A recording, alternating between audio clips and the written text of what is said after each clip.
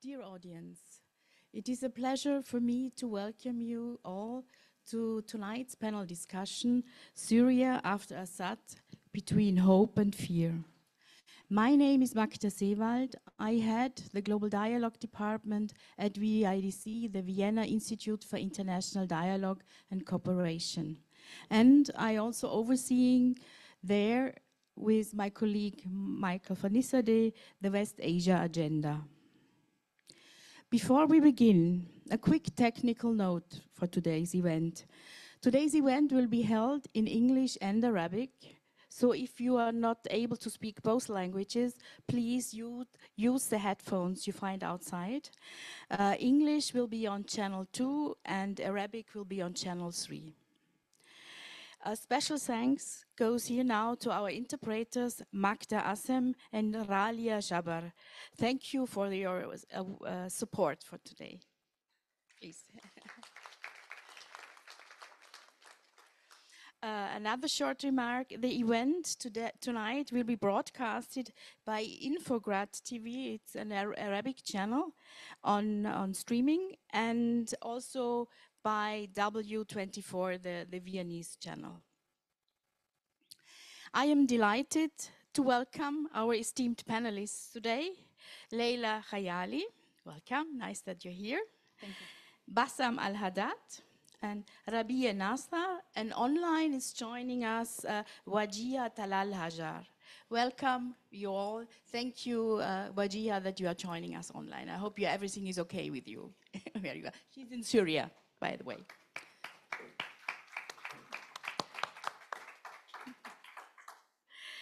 Also a warm welcome to our moderator of tonight, Adriana Kubayova.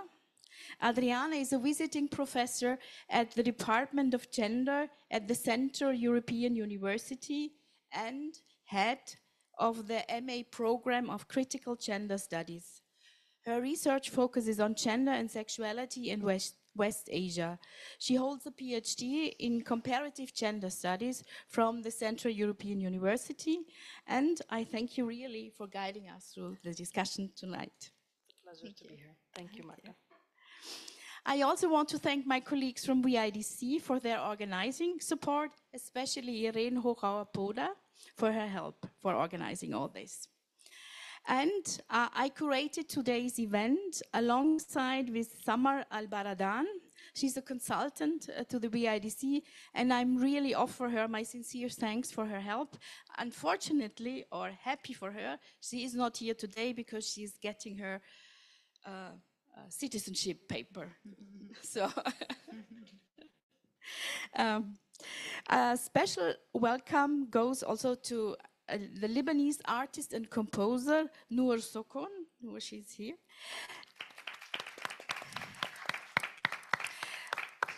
Noor is this year's artist in residence from Kulturen in Bewegung, also a department of VIDC. And this artist in residence is in collaboration with Phenomena Plus. Following our discussion, Noor will present excerpts from her debut album, Beirut Birds, which was released in October 2024. After the performance, you are invited to continue the conversation informally over a glass of wine just outside. Before we proceed, I would like to highlight also that you have QR codes everywhere. It's the QR code for our feedback form. And we invite you to use it, to encourage you to participate, because your feedback is very important for us for shaping our future activities. You will see it afterwards also on the screen. So, next. Dear guests, today marks 124 days since the fall of the Assad regime. And I really have to say, I wouldn't have expected that I would say that one evening during my work-life balance. This was an event few had anticipated. As the Syrian political scientist Salwa Ismail noted in a VIDC panel discussion in 2014, it was a regime that ruled through repression, mass detentions, and large scales of massacres of civilians. The uprising against the regime began peacefully in 2011, but was met with brutal violence, leading to a prolonged war and a fragmented nation. Russia and Iran were instrumental in sustaining the regime, enabling its violent suppression of protests and reclaiming large part of Syria. However, geopolitical shifts, including Israeli attacks weakening Hezbollah and Russia's ongoing war in the Ukraine, may have contributed to Assad's downfall. The collapse of a regime, of a dictatorship that lasted over 50 years was met with widespread relief among Syrians all over the world. However, the future for Syria remains uncertain. The rise to power of the Islamist group Hayat Tahrir al-Shams raising pressing questions. After years of war and oppression, Syria faces enormous political, economic, and social challenges. Before Assad's fall, Syria already had the world's largest displacement crisis. According to the UN, nearly 14 million people were forced to flee their homes, either within the country or abroad. While the transition of power was relatively non-violent, an agreement was reached with groups like the Kurds, recent massacres against civilians have raised concerns. A widely criticized dialogue conference has taken place. A transitional constitution was presented and met with widespread criticism, and a new government has formed. Yet, skepticism remains. Tonight, we aim to examine this landscape of hope and fear, as mentioned in the title. Our panelists have witnessed recent events firsthand or from abroad, played active role in the struggle against the regime, and revisited their homeland after years in exile, and worked on documenting human rights violations and war crimes. We look forward to an insightful discussion marked with new perspectives and perhaps filled with hope, but not without concerns. With that, I hand over to you, Adriana, and wish us all an interesting evening.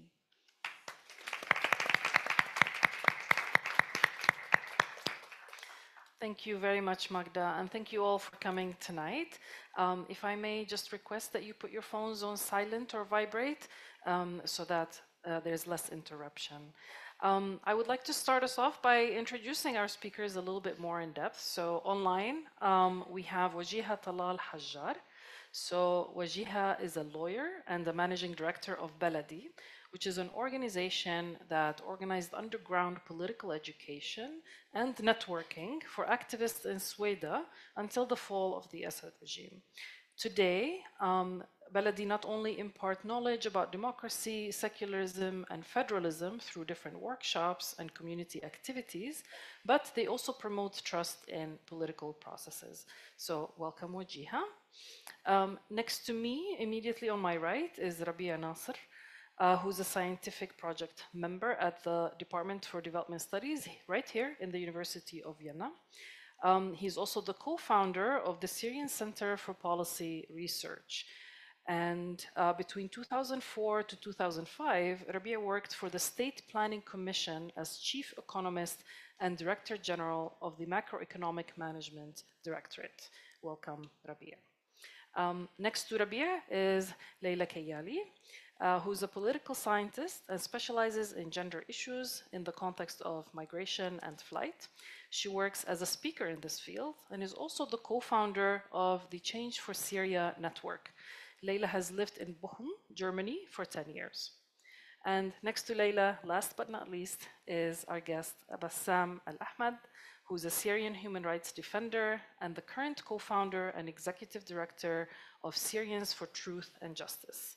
This is an independent, nonprofit, impartial, non-governmental human rights organization that is committed to monitoring and documenting human rights violations in Syria. So welcome to all of you. I just want to start us off with a bit of a personal question. So as Magda mentioned, it's already been almost 4 months after the fall of Assad. So can you take us through your first reactions on December 8th? Where were you and how did you receive the news? Maybe we can start with you, Rabia, right next to me. Yeah, I think it started in the 30th of November when the attack started on Aleppo, and it was very important. I think these 10 days was very remarkable in our life, and we watched carefully this. And at the beginning, I personally thought that this is another part of this kind of pushing the borders a bit between the actors. But the fall of Aleppo directly gave us some hope due to the way that the HTS deal inside Aleppo. So they didn't destroy or make revenge attack.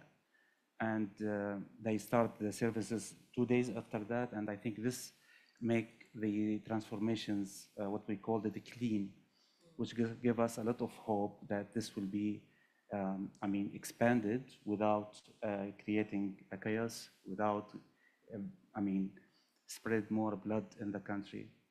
This was a really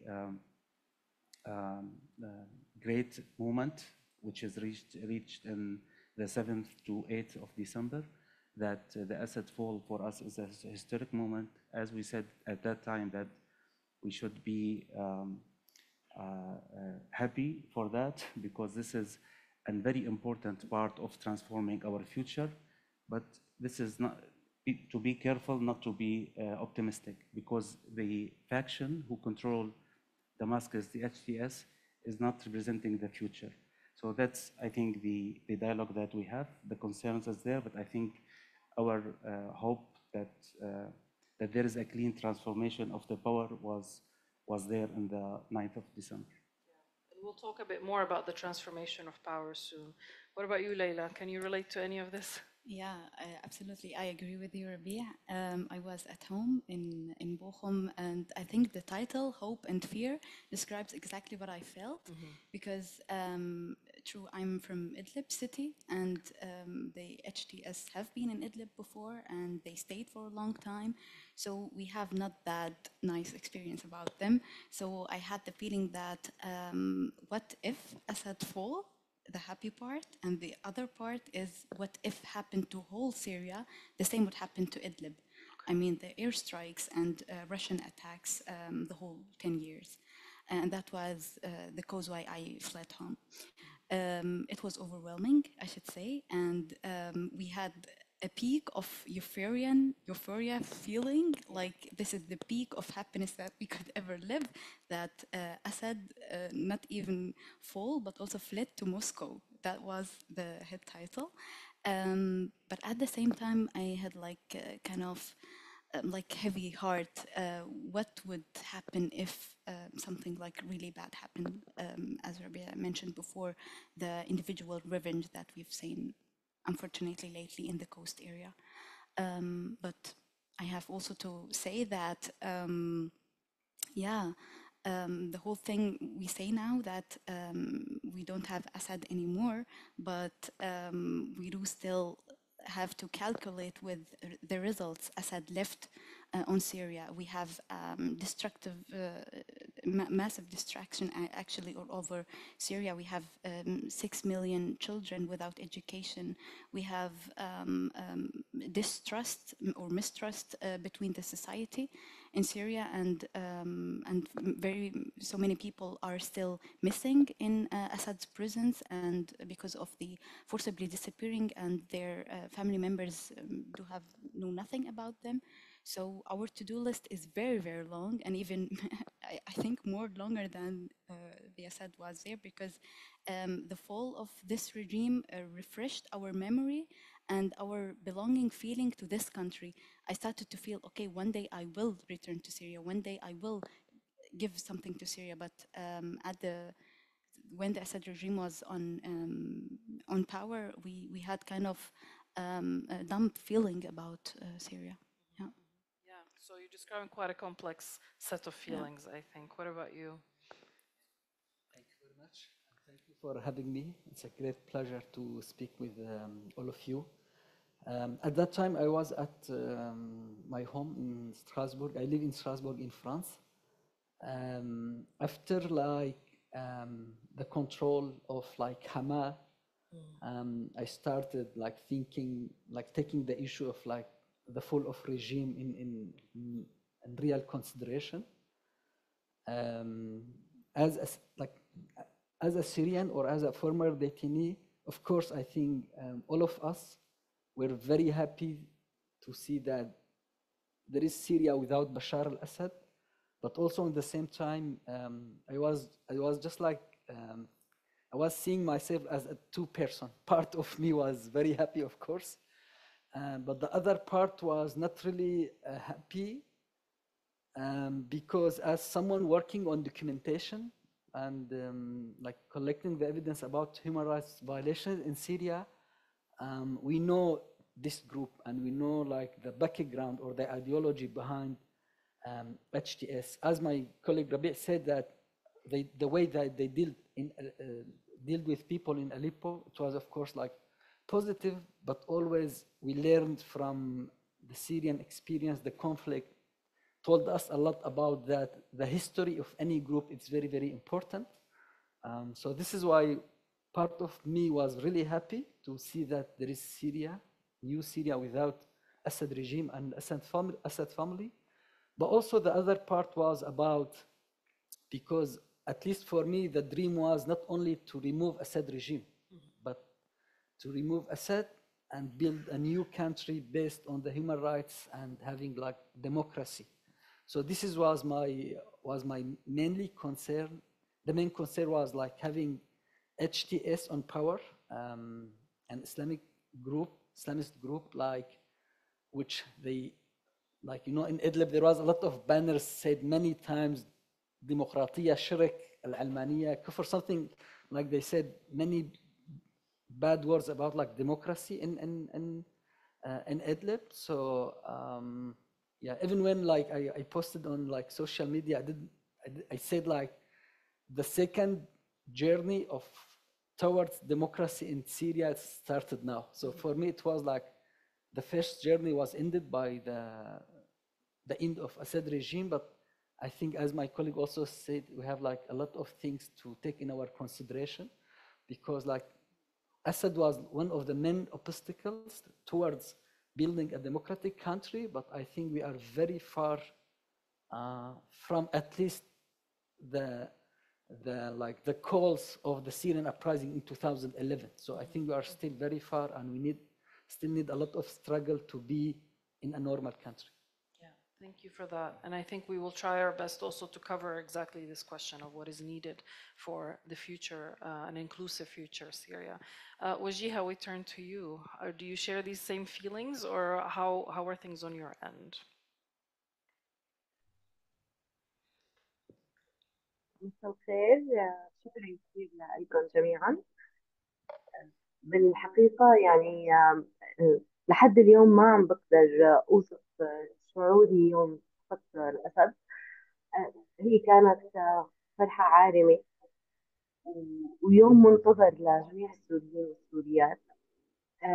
حرفيا نحن كنا ما عم نقدر ننام أو نرتاح قبل ب 48 ساعة. كنا عم ننتظر هاي اللحظات. يعني كانت مليئة بالهتافات والبكاء. وهو بشوف إنه هو يوم للتاريخ لذكرى كل السوريين والسوريات بإنه نالوا الحرية، لكن مثل ما كانوا عم يحكوا الزملاء وزميلات، نحن بالفعل دخلنا حاليا على مرحلة صعبة ببناء سوريا، ورح يكون في أمامنا عمل شاق جدا لحتى نقدر نبني سوريا بالشكل الصحيح وتكون دولة ديمقراطية ومدنية. شكرا كثير وجيهة. فعم تتفقوا. It seems like there's actually quite a shared sense of of feelings around the moment that we are in. So maybe we can go a little bit deeper. You've already mentioned a set of developments that we've all been reading about in the news since December. So we have a new government that was formed, headed by Ahmed al-Shara. We also have what is referred to as the Kurdish deal, which is actually the SDF, Syrian Democratic Forces, and the autonomous administration of those forces. We have the draft of a new constitution. We also saw that there was a national dialogue that happened in Syria in February, I believe. And we, of course, have many, many events in Europe and also in the West. So EU hosted a conference on Syria in Brussels to discuss Syria's political transition. Of course, we've seen rapid normalization efforts, which I hope you can talk about too, and radical economic liberalization. So I mentioned many events, so I would like you maybe to pick one or two and tell us about how you assess those developments from your viewpoint, and also what your specific organizations are doing in relation to these events. How are you managing? How are you reacting? How are you planning? What is, where's your position on these issues? So maybe we can start with Leila, actually. Yeah. My organization is Network Change for Syria. We started actually since 2 years ago, directly after the earthquake in Turkey and Syria. Most of us are very young, and I think this is the representation of Syrian diaspora, at least in Middle Europe, Netherlands, Germany, and Belgium. And what I wanted to say that we realized after the earthquake that Syria is requiring so many help from us, and we have that access to resources much even more than any others. And now it is our responsibility to act and help and send help.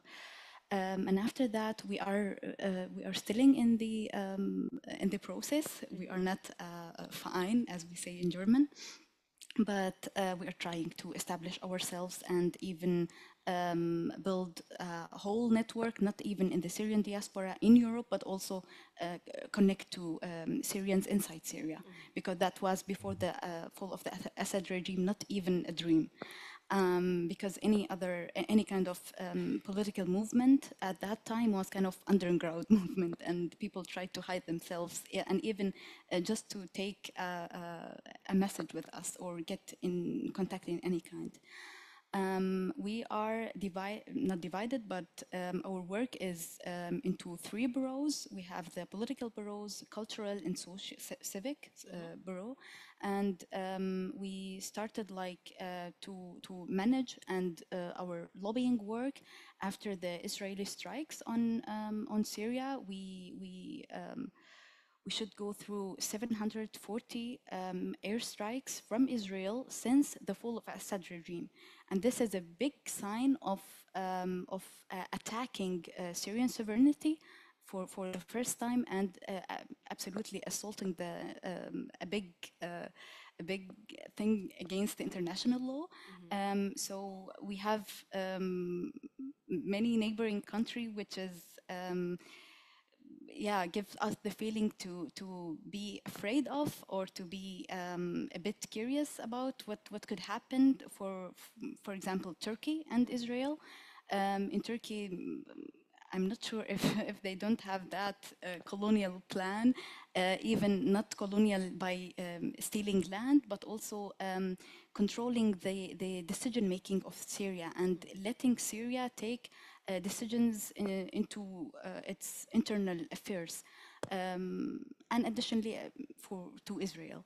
So we do have many powers, multiple powers, and the Syrian author and writer Yassin Saleh described Syria as a small playground for all world players. So we've been through a proxy war that really it was a devastated conflict inside Syria, and multiple powers were engaged into this.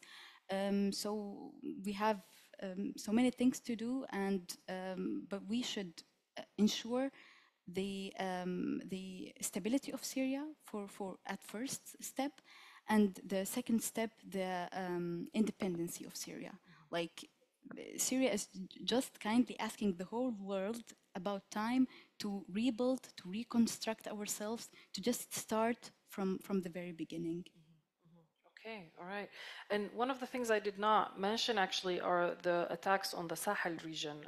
Would you like to speak about that a little bit, Bassam? Yeah, sure. But also, I'd like first to maybe comment about like the Kurdish deal. Yes. Because like after the fall of Assad, a lot of like media outlets, people pro the new regime, also try to send a message that Syria is now free, and we only have this part to be liberated. What we try to do, among with other Syrian partners, NGOs, try to push for cessation of hostility, and try to open a dialogue between Al-Qamishli SDF, like our self-administration or northeast Syria, and Damascus. And we did a lot of lobbying with other colleagues, because we tried to say that, you know, like hundreds of days of like dialogue is better than one day of fighting between Syrian people. So this was one of our like project we worked on, not only as in STJ, but also with other Syrian people, because still, even now we hear, and you will hear a lot of criticism to the government or to the new regime, but we still believe that like the dialogue between Syrian people is much better to have like fighting between them, and which was the core of the 2254, the UN resolution. It was supposed to be like a negotiation between like former regime, opposition, and independent Syrian Syrian politicians and organization. I will not say the only, but my main comment was the day that the agreement was signed between Mazloum Abde, the SDF leaders, and Ahmed Shara. I think the day sent a very negative signal to our Syrian people in Latakia and Tartus. According to them, it was like already organized by the Americans in that time, because the meeting was organized 15 days before, and it was something like they choose this day because it was already organized.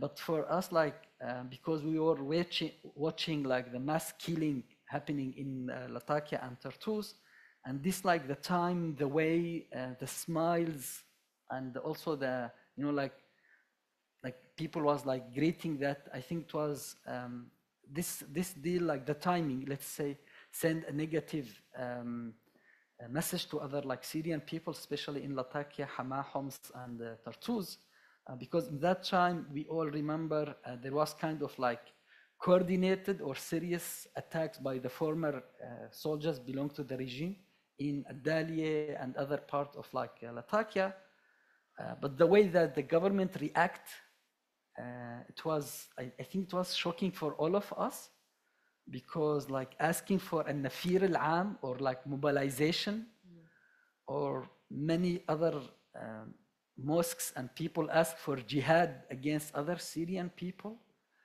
It was like, and still it's a huge red flag about how you know, like allowing yourself to deal with such like an attack. Of course, there was like an attack.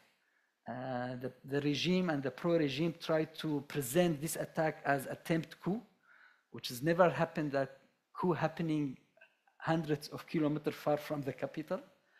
And it was like, it happened 6th of March, then between 7 and 8, so in less than 48 hours, more than 1,700 people were killed, executed. Hundreds of them were asked if they are Alawite or Sunni people. So if you are like Alawite, you were executed with your children and like that.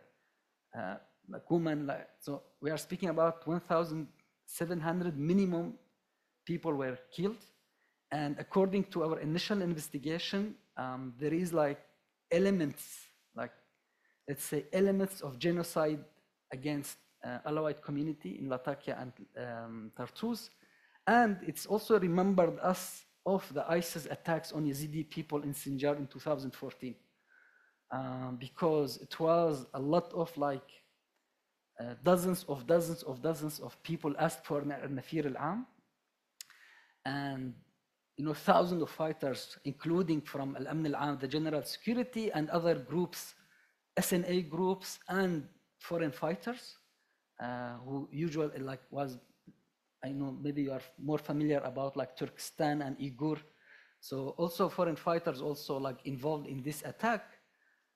The positive thing that the government also did this like committee to investigate, because after what happened, but still there is like real concerns about independency of this committee, because it was created by a government or authority or a regime which already like accused of these like violations. So I think for me, for someone like working on documentation and human rights, I think it was like a huge flag to see that a new regime deal. Again, there was of course attacks by the former regime, elements of the former regime, but this is not an excuse to be hid, to take the hurt of like people in this area. This for me is a huge red flag. I know maybe my colleagues will speak more about like national dialogue and the constitutional declaration. Just last comment, because like since like the operation started in Aleppo, and from Aleppo to Damascus there was violations. There was people were like executed. There was like some videos, but in that time we didn't consider it as like a systematic violations, because we were speaking about some like violations happened. But what told us in like Latakia and Tartus, it was clearly that it's systematic, because the government tried to say it's individual mistakes or it's group, they don't belong to the government, which is partially correct. There was some groups or civilians in some incidents, like in Hamas, civilians were armed, they killed their neighbors because they were like Alawite, but there is no like individual mistake. No one can say individual mistakes when you kill more than 1,700. This is according to the Civil Peace Group. It's a group operating in Homs, Latakia, and Tartus, and they considered other colleagues like CM and other also, they publish like statistics about these massacres. Yeah, and I think many of us were very alarmed to also see this. Maybe I'll turn to Wajiha, because you are in Syria, so how, if you want to comment on anything that's been said, or also on the question that I asked. طبعا أكيد يعني بالتوقيت يلي بلشت فيه مجازر الساحل بصراحة نحن فعلا كان عنا صدمة. ما كنا متوقعين إنه تصير هي المجازر. من الطبيعي كنا متوقعين إنه في احتقان شعبي نوعا ما، لكن ما يوصل للإبادة الجماعية بحق الطائفة العلوية، وخصوصا الأطفال، النساء. مثل ما كان عم يحكي الأستاذ، كان في فلول للنظام السابق أو جنود النظام السابق، بس هني ما هم ذريعة لحتى أو ذريعة مقنعة لحتى يكون في إبادة للأطفال والنساء، لأنه بالتأكيد الأطفال والنساء ما كانوا حاملين سلاح أو عم بيحاولوا يقتلوا حدا. فبصراحة بالحقيقة هي كانت صدمة، نشرت خوف كثير كبير بسوريا، سواء بين المدنيين والأقليات أيضا. بكل المناطق السورية صار عندهم خوف أكثر من الحكومة اللي موجودة حاليا، وخوف أكبر من نواياها، خصوصا أنه في مشاحنات مع الجنوب السوري بالوقت الحالي أيضا. مع كل الطوائف للأسف يعني في قلق عندهم وتخوفات كثير كبيرة. طبعا اللجنة اللي شكلتها الحكومة المفروض لجنة لحتى تحقق بالمجازر يلي صارت، المفروض هاي اللجنة انه صار موعد تكشف عن التحقيقات، لانه كان معها 30 يوم شهر كامل. بالحقيقة مضي 30 يوم، اللجنة لحد هي اللحظة ما كشفت عن أي شيء من التحقيقات. عندي معلومات أنه هي اللجنة طلبت تمديد أطول لحتى تعمل تحقيقات أكثر. من الطبيعي أنه هي اللجنة يكون عليها ضغط، إضافي لموضوع آخر أنه إذا هي اللجنة الحكومي يلي متورطة بأعمال العنف والمجازر هي اللي شكلت هذه اللجنة. فما بعرف قديش نحن ممكن نوثق بتقرير اللجنة اللي بدها تحقق بموضوع المجازر والانتهاكات. طبعا كمان بدي نوه لشيء أو أحكي عن شيء إضافي لذلك، موضوع الإعلان الدستوري. عمليا يعني كمان الإعلان الدستوري كان هو فينا نقول الخذلان الثاني من الحكومة الموجودة حاليا بسوريا. لأنه الإعلان بشوفه شخصيا أنه هو إعلان دكتاتوري، أعطى صلاحيات كثير كبيرة لرئيس الجمهورية، وأيضا صلاحيات واسعة كما كانت صلاحيات بشار الأسد سابقا. إضافي لأنه هذا المصادر الخاصة بالدستور ما يعني هي المفروض أنها تكون مثلا الإعلان العالمي لحقوق الإنسان هو أحد مصادر الدستور، لكن هذا الشيء ما هو موجود. إضافي لأنه الدستور عم بيحكي عن لون واحد بسوريا بدون مراعاة واضحة وصريحة وحق مشاركة لكل الطوائف وكل الأديان إلى آخره. لذلك يعني في تخوف أيضا من هذا الجانب، أنه يا هل ترى حكومة عم تاخذ سوريا لمكان واحد بيشبه طائفة واحدة أو لون واحد، أم رح يكون في تنوع، في مشاركة حقيقية، وجميع السوريين والسوريات يأخذوا حقوقهم بشكل متساوي دون أي تمييز، دون أي تفرقة. فبالحقيقة اليوم فعلا في قلق جدا بالشارع السوري، في توتر جدا بالشارع السوري اليوم بكل المحافظات السورية، سواء من موضوع التدخلات الخارجية تركيا أو الكيان الصهيوني أو حتى الحكومة القائمة حاليا بقراراتها بحتى التشكيل الحكومي. موضوع تعيين أعضاء مجلس الشعب تعيين من قبل رئيس الجمهورية وليس انتخاب من قبل الشعب، كمان هذا مصادرة أخرى لحقنا بالانتخاب والاختيار، مصادرة أخرى للديمقراطية في سوريا. فبالتالي يعني أتمنى إنه يصير في أي تغيير بنهج هاي الحكومة. أتمنى إنه ما ترجع هاي الحكومة تاخذنا فيني نقول لمحرقة جديدة للسوريين والسوريات، لأنه بالفعل نحن مدمرين بشكل كامل. ما عاد الشعب قادر أساسا إنه يتحمل مجازر للمرة الثانية، دمار للمرة الثانية. يعني اليوم السوريين والسوريات بأمس الحاجة للسلام، بأمس الحاجة لأنه يبنوا دولتهم بسلام ويختاروا. نحن اللي نختار كيف بده يكون شكل هي الدولة، نحن اللي نختار كيف بده يكون نظام الحكم، نحن نختار القوانين، أيضا نختار مجلس الشعب. Thank you so much. That was very clearly articulated. Rabia, do you want to comment on anything in specific? Because I also wonder about the economic policies that have been, introduced under this new government. But I want to give you room to comment also on what's been said. Yeah, I think I'm trying to frame a bit the discussion. I think first we need to see that there is a degradation in the whole region, and this degradation is not just started in Syria. We need to see also the importance of the invasion of Iraq and destroying institutions, the fueling of identity politics across the region, the genocide in Gaza, and all the aggression by the Israeli occupation before, like decades. We claim, for example, in the research, in SCPR, Syrian Center for Policy Research, that part of the centralization of military groups who are controlling the states in the region is because of the Israeli threat. So the continuation of this occupation and expansion encourage a lot of military groups to control the power under the slogan that we will defend against this threat. So securitization is a very important part of the killing of democracy in the region.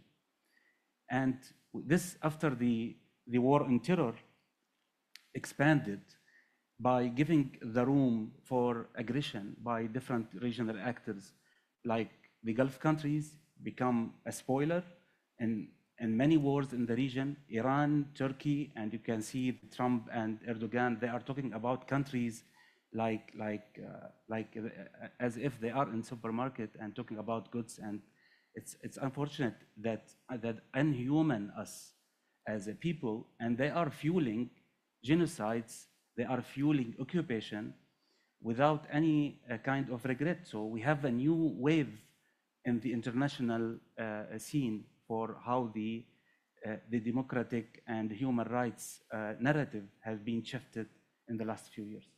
So having said that, just as a disclaimer that we are in a degradation phase.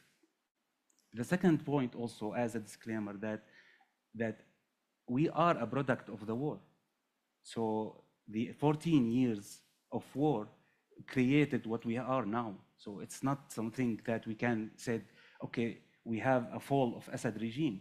It's not an Assad regime. It's the combination, the culture, the institutions, the social relations, the economy, the regional interaction.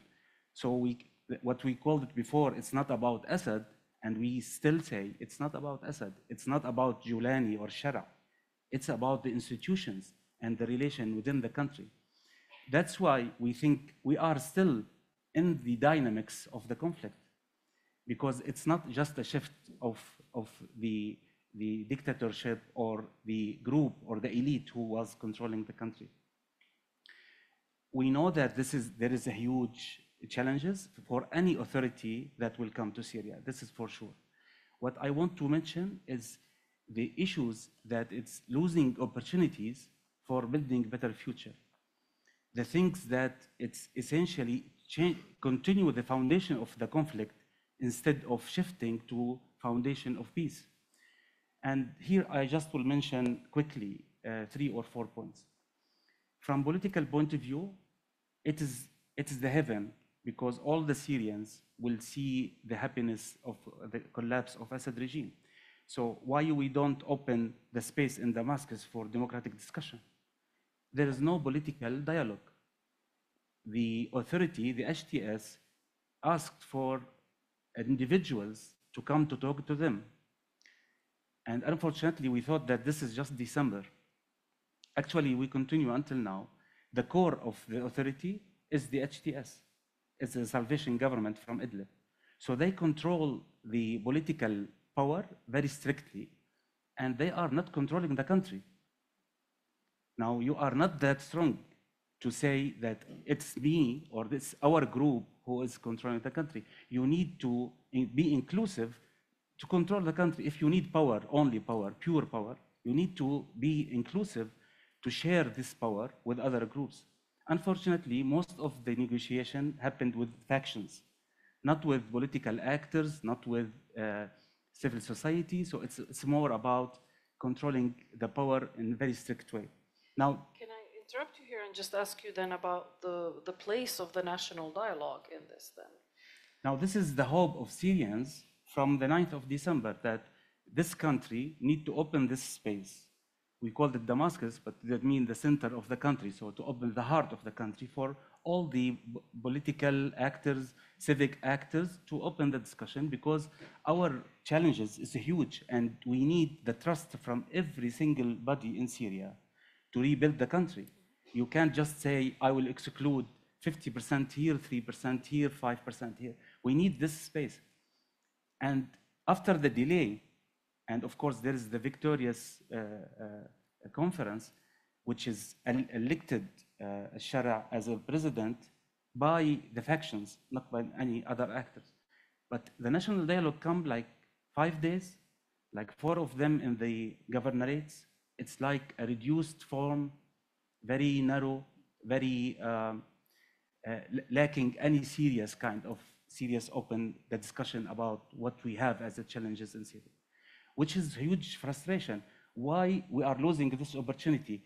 I mean, nobody compete HTS about the core of the authority. The people understand that the fall of Assad replaced by HTS. But this doesn't mean that you have the country. You have the core of the power for now. But to continue with stability, you need to include the people in rebuilding the institutions. So I think the failure of the national dialogue, and then with the constitutional declaration, which is actually it's a centralization of the centralized constitution of Syria before. So the president is the president and the prime minister responsible for everything actually in the country. And it's about him now. From the 9th of December, we have the Republic Palace and we have him. So how he think, how he understand, how he can change. It's not about any institution in the country. Now we are talking about one person. And this is another centralization of the authority. The other part of the story is the identity politics or the social relations. So the authorities start the discussion about Sunni and minorities, the majority, and it's a public discussion. Now all of us as a Syrian, following the public discussion that we are talking about minorities and majorities, which is not a problem if we are talking about the cultural differences and diversity. We shift this cultural diversity to be a political discussion. So I have to talk as a Kurdi or as a Arabi, otherwise I am not part of the political discussion. So we politicize the whole discussion. And if the general authority discuss this or open the space for such a discussion, it will be like fueling the polarization in the country, because it's not easy to merge the religions if you are fueling this for political actors or for political actions. And I think this associated with the disappear of democracy as a pathway for the country and the justice. Most of the people, including, for example, the Sunnis, have an enormous injustices, and they want to see the justice pathway. I don't think there is any kind of signal for the people that there is a justice and rule of law pathway. Transitional justice is a slogan that used sometimes, but if you look for judicial system now, it's not about the rule of law, it's not about a transition using the justice pathway to overcome the conflict. And this part of this create a huge frustration, and some people start to think about revenge. So this another fragmentation in the society, and you can see it not just in the coastal massacre that happened, which is, I mean, a black hole for the whole country, but in all the country now, the people, and it's just not about minorities. HTS, for example, take the bureaucracy. So they appointed from HTS in the whole level of bureaucracy. After firing like hundreds of thousands of people in just a few months, they appointed this HTS. So even the people from other governorates, and I'm not talking about now the emotions that they are using to trigger people, but actually they are excluding anybody outside the HTS. The last point, and I'm sorry if I took more time, in terms of the economic side, that they shrink the state in terms of development. So there is no talk about developmental state, which we needed because we are a distracted country. And so, for example, we have millions of children without education. We have millions of people who are disabled because of the conflict. And now they are talking about new liberal policies, privatization, reduce the services by the public sector, and they want private sector and crony capitalists, like in Idlib, to take over the core economic activities. This is one side, but the other side that the big opportunities will be also associated with Turkey and with the Gulf countries. Now, if you want, for example, to liberalize subsidies for people who are under 14 years of conflict, so what's the message that you send? Who's your base as a social support? I know that there is a very dangerous thing that's happening, that they are seeing a green light from the West. And you can explain to us why is that. Now, the support from the West means legitimacy. I'm not talking about sanctions. Sanctions is a minor tool. The legitimacy that you are an authority that we are as approved from the West. So this is a very important for any authority in the region. So they reduced the importance of social support.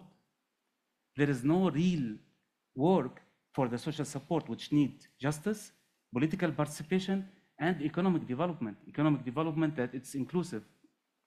Liberalizing the prices, I mean, for any student in economics means increasing inequalities. Now, do you want to increase inequalities in such country, or do you want to increase the price of bread in a country that 90% are under the poverty line? I think this is an indicator, which I hope that this is not will be the end of the story, that this is a trial, that it's very painful for us, that open the door for a real transcending, but the current signals is not giving this. Thank you so much, Rabia. I think that you mentioned so many important points, so I want to just give our colleagues an opportunity to reflect for a couple of minutes if they want to add anything to what you've said, or challenge it, or support it. Do any of you want to add anything? Maybe some like a word about a national dialogue conference. I think it was the first step happened like by the government, like by the new authorities, and as my colleague said, it was really like frustrating to see only just like a place, because like instead of being a real like dialogue between all parts of Syria, they not only like were invited as individuals, but a lot of community were excluded from a dialogue, which usually it's happening between people that they don't agree with each other. And also it's remembered me, I remember because I was following the situation in Iraq like since 2003, and always they were like doing this like national dialogue, but they were bringing Kurds and Shia, which they already don't have any kind of like general issues between each other. And they were always like excluding Arab Sunni people, even from dialogue. So I think like it was a big missed opportunity by the new authority, even at least to bring people that even you don't agree with, at least to bring them in a one place to hear, for the people to listen to each other, because dialogue is very, very important. And also it's remembered me to like the day of dialogue that's happening in Europe. So it's good to have like a dialogue, but sometimes it's like a slogan, as my colleague said, because even in Brussels, you bring like 400 people, sometimes 500, and you give them 7 to 8 hours to dialogue between each other. And now this year they did like a ministerial like meeting, and they speak about dialogue after that, which usually they should like give the recommendation to the ministries. So I'm just like trying to say there is a lot of opportunities that this authority, they can really take, they can change. But what they are doing, they are like opposite. They say something positive to the Western, to the European country, to people.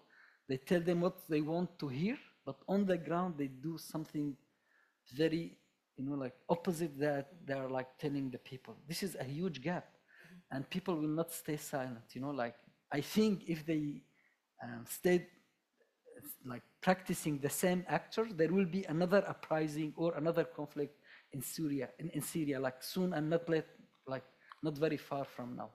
Okay, so quite a prediction there. Yeah. Would Leila or Wajiha like to say anything? You don't have to if you don't have anything. I just wanted to add something. ده ممكن؟ عفوا. يلا وجيها. لا عفوا كملي. Let's give voice to Leila first, and we come back to you, Wajiha, okay? Okay. What I just wanted to mention how women's participation into the whole process, and I was wondering why the whole world was reacting on this topic at if it's something very new. I mean, female presentation has been since Bashar al-Assad and his father very, very little. I did my own research on my bachelor thesis on women's participation in the whole peace negotiation process from Geneva 2012 until Astana, the last one.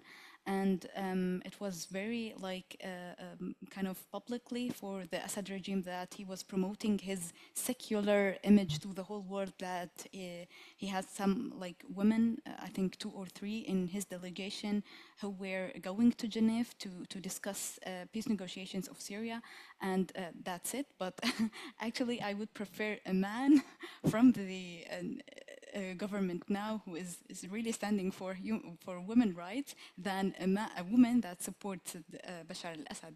So I think the whole topic, it is something globally that we all countries around the world have. We are standing against a big system, the patriarchy, but at the same time, the struggle of Syria has, or any Arab country has, its own sensitivity. And I think we can't measure it from a wide feminist perspective, I would say, because the Annalena Baerbock handshakes made the whole world like reacting crazy about this, but we forgot that the half of the Syrian society are women. They are women who were engaged in all fields the whole 10 years. They are women who offered so many for this country, who engaged, did so many in danger situations, who were enabling aid routes to get into regions which were in siege. So it is like kind of disappointing how the whole Western and universal topic has been discussed about women's participation. And then I was just asking myself, is it just because he is an Islamist? So because it allows so many agendas to reproduce the picture of the Muslim man and the post-colonial like pictures on the current government. And I'm not saying that I'm finding something very good about them. We only unfortunately have one woman, which is Christian and at the same time woman. So it was like kind of yeah. So it was like very, very disappointing. But I just also wanted to mention that the journey for this topic is also very long, and there are so many work from the diaspora and inside Syria that we are working on empowering women, making them potential actors and leaders for the future in Syria. And it's not kind of asking help from the West. Okay, thank you for that gender perspective. وجيهة تفضلي. أولا رح أعتذر لأنه صارت الإنارة عندي ضعيفة، قطعت الكهرباء. بدي أحكي عن موضوع العدالة الانتقالية. للآن بعد 4 شهور من سقوط نظام الأسد، الحكومة الحالية أو الانتقالية اليوم ما بلشت بملف العدالة الانتقالية نهائيا. ادعت أنها ألقت القبض على عدة أشخاص مرتكبي جرائم كانوا مع نظام الأسد، لكن لليوم ما شفنا أي محاكمات علنية، أي محاسبة، وما عرفنا مصيرهم. وأيضا أحد الأشخاص المتورطين بمجزرة التضامن بدمشق، بعد ما تم توقيفه من الحكومة الانتقالية تم إطلاق سراحه، وهو موجود الآن بين المدنيين. بالمقابل عم تقتل الأطفال بالساحل السوري. هذا المؤشر هو جدا خطير، وتأخر العدالة الانتقالية رح يسبب حرب أهلية بسوريا. اليوم السوريين والسوريات عم ينتظروا ترجع لهم حقوقهم، عم ينتظروا تتحقق هي العدالة، عم ينتظروا يعرفوا أي شيء عن المفقودين المعتقلين. الحكومة الانتقالية اليوم ما عملت أي شيء من هي الملفات، بالتالي هي رح تزيد الأحقاد بين السوريين والسوريات، رح توصلنا لحرب أهلية خطيرة جدا. اليوم الشعب السوري عم يتهم بعضه بكل الجرائم اللي صارت، لأنه ببساطة القيادات الحرب أو أمراء الحرب اللي كانوا مع بشار الأسد الأغلب منهم هرب برا سوريا، واللي موجودين هون ما تمت محاسبتهم أو محاكمتهم. فبالتالي نحن أمام مؤشر خطير جدا، أمام مؤشر ممكن يقود سوريا لحرب أهلية، حرب طائفية خطيرة، وأعتقد أنها بدأت من مجازر الساحل. هذا الملف هو الملف الأهم برأيي اليوم بسوريا. وأيضا كمان بدي أعقب على الشيء اللي حكته الآنسة ليلى فيما يخص وضع المرأة في سوريا. أيضا الموضوع هذا جدا هام. اليوم وزيرة واحدة فقط من أصل 23 وزير فقط. يعني واضح أيضا أنه في تهميش لدور المرأة، بالرغم أنه النساء السوريات بالثورة السورية كان لهم دور كثير كبير. النساء السوريات عندهم كفاءة أيضا كثير كبيرة، قادرات على أنهم يكونوا بمراكز صنع قرار بسوريا. لكن بالحقيقة اليوم واضح هذا التهميش، وما بنعرف لحد هي اللحظة هو تهميش ممنهج، هو متعلق بالايديولوجيا الخاصة بالحكومة الانتقالية، وبالتالي هو أخطر إذا كان هيك الموضوع. حتى بالمؤتمر الوطني عدد النساء الحاضرات كان عدد قليل جدا مقارنة بالرجال الموجودين ضمن المؤتمر. فلذلك يعني الموضوع كل ماله عم بيكون خطير. وللأسف أنه دائما النساء عم بتكون الخاسرات بهي المواقف. دائما عم بتكون قضيتهم ما لها الأولوية ضمن هاي السياقات وسياقات الحروب أو السياقات الدموية بشكل عام. فكمان من الجيد ومن الضروري الإضاءة على هذا الموضوع، الإضاءة على ضمان حقوق النساء وحرية النساء. وأيضا اليوم من حوالي الأسبوع تم قتل شابات بشمال سوريا على أيدي عائلاتهم بسبب أنهم كانوا مخطوفات عند جهة ما، ولما رجعتهم الجهة الخاطفة عائلتهم قتلت البنات وهني ما لهم أي ذنب. الحكومة ما عملت شيء، ما حاسبت القاتل على أقل تقدير، يلي هو كان والد إحدى الفتيات والثاني أخوها قتلها. فاليوم كمان يعني كيف بدي أوثق بهي الحكومة؟ لا عدالة انتقالية بحق مجرمي الحرب، لا تطبيق للقانون الآن بحق النساء اللي عم تقتل، ولا بحق المرتكبين المجازر اللي قتلوا أبناء الطائفة العلوية ما صار للآن في محاسبة. فكيف بدنا نقدر نوثق؟ بالرغم من أني من الأشخاص يلي عم حاول انه اشتغل لنكون نحن عم ندعم عملية بناء سوريا، نكون عم نتجاوز كثير تفاصيل، لكن للأسف المجازر والجرائم وعدم تطبيق القانون تفاصيل لا يمكن أن نتجاوزها أو نعتبر إنها تفاصيل عادية ويمكن التغاضي عنها. شكرا. Thank you so much, Wajiha, for this intervention. I think what you've described is also a very clear articulation of gender-based violence and how, Syrians are facing a different forms, and how women specifically are subject to this in a different manner under transition, but also specifically, obviously, under war.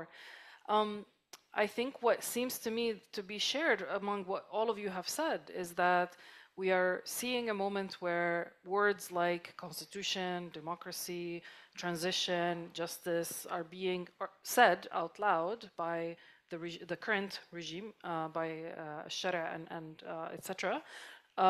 But actually what's being done on the ground is either an opposite, as you mentioned, or simply inadequate, as Leila and Wajiha also mentioned. And against the backdrop, of course, of so many challenges, including electricity cuts, as Wajiha is experiencing right now, which is just one out of many. Rabia, in your intervention, you started by placing the current situation in Syria in its longer history, actually the regional experience, right, of degradation and of politicizing identities. So you took us back to Iraq. You've also commented on the situation in Iraq and the politicization of different ethnic identities. And so I want us to dwell a little bit on this and to discuss the regional repercussions of this regime change in Syria. So Leila, you've mentioned the vast number of attacks actually by Israel in Syria. We also have an expansion into Syrian lands, right? So we've seen, confrontations in Daraa, etc. But we've also seen clashes on the Syrian-Lebanese border, some different, obviously a difference of relations with Hezbollah. We've seen a decision by some of the Kurdish groups to drop their weapons, and obviously also Turkey's influence, which some of you are describing as either imperial perhaps or neo-colonial in nature. And one of so that's just the regional actors. Obviously, we have the ongoing genocide in Gaza too that is influencing a lot of what's happening in terms of regional relationships. And on top of that, we have the regional refugee question. So typically the refugee question is articulated as a European question, but actually since so many Syrian refugees are in Jordan and in Turkey, then that's also a question that's relevant for our region specifically. And finally, but of course, last but not least, we have still the imperial powers that are dominating the play, as you all mentioned, right? So we have the US and we have Russia, we have, of course, also Iran. So how, I mean, I've said a lot of different things, but what are some of the maybe most immediate regional repercussions that you see that this regime change is perhaps advancing or causing? Maybe we'll start with you, Rabia. Yeah, I think two points. The first one, I think it's not also only the region. I think we can see that there is a kind of shrinking the state. There is a pitfalls and drop in the democratic transformation, and this is it's widely now with Trump from this side and Putin from that side. So we have a really suppression and degradation in terms of democratic transformation. But I can see also that there is more concentration of the security of the state as in services or to help or to support the elite of the market. We have a new cronyist in the region. They act as a regional actors in this regard, like security, and to support the influence of the cronyist. This shrinking of the development state, creating the non-state actors, this lack of stability, and the rejection from the people. Now, without going through this gloomy picture, I will concentrate, if you allow me, on this. That I will come back to the Arab Spring. Part of the literature, the mainstream literature before the Arab Spring, was claiming that those people in the Middle East accepting services and they avoid or they compromise their democratic political participation. So they accepted the services and the food security, education, and health as with the support of the state vis-a-vis the political participation. Arab Spring explained that this is not true, that those people in these countries, and if we are talking about Middle East, so we are talking about 500 plus million people. Most of them are young generation. So I think this power in the region, we saw it in 2010, 2011, including in Syria. And when the people, again, we have what we called it counter-revolutions and a huge suppression for the people by different national, regional, and international actors, it appeared again. We see it again in Lebanon, in Sudan, in Algeria, and Iraq in 2018, 19, etc. So I think what we saw it in as the people, how the people are talking about the genocide in Gaza and how they feel that they are need of substantial change in the political regime in the region.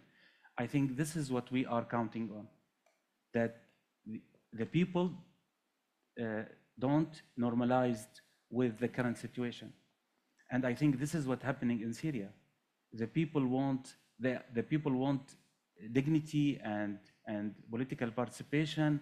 They need a decent work. So they are not just compromising substantial rights because the situation is very bad.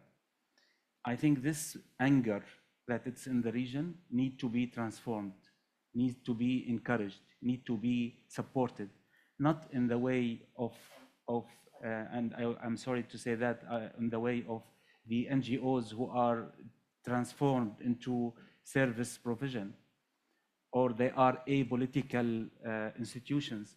It's really a kind of channels that we need in terms of political parties or social movements, or even different way of doing the economy. The social and solidarity economy or alternative economy is important part of supporting these kind of movements to change the picture. So what I think it's the degradation of shrinking the state, of suppressing people, more non-state actors, it's creating these instabilities, while there is, on the other side, we have this kind of power that I believe that it can be transformed. Now Syria is a ground for opportunity. Although what we are saying about this first 4 months, I think we still not closed the file. We still have the opportunity that we transcend from this part to listen to the people, include the people, make the change, make the shift, which I think can trigger other countries if it happened. Okay, thank you. Am I maybe allowed to continue what Please, just please, started? yeah. It just came to my mind the talk also about like opening Syria itself to the world and to be engaged and to be legitimate again on international or regional level, or to be part of the whole changes in the world. It was very disappointing for me as the first reaction what came from many European countries, actually additionally to the rise of fascist and right parties here all over Europe, that to talk about pushbacks, return, and deportation of Syrians. It was really like kind of depressing to see how they see us, how they talk to us. And I love the sentence in German, auf Augenhöhe gucken. And that means looking others and the same eye level. I really wish and still wish from any other who can help us, organize with us, because the Syrian diaspora that have been, most of us, of them are in Germany, we could collaborate, we could coordinate and get in solidarity with each other.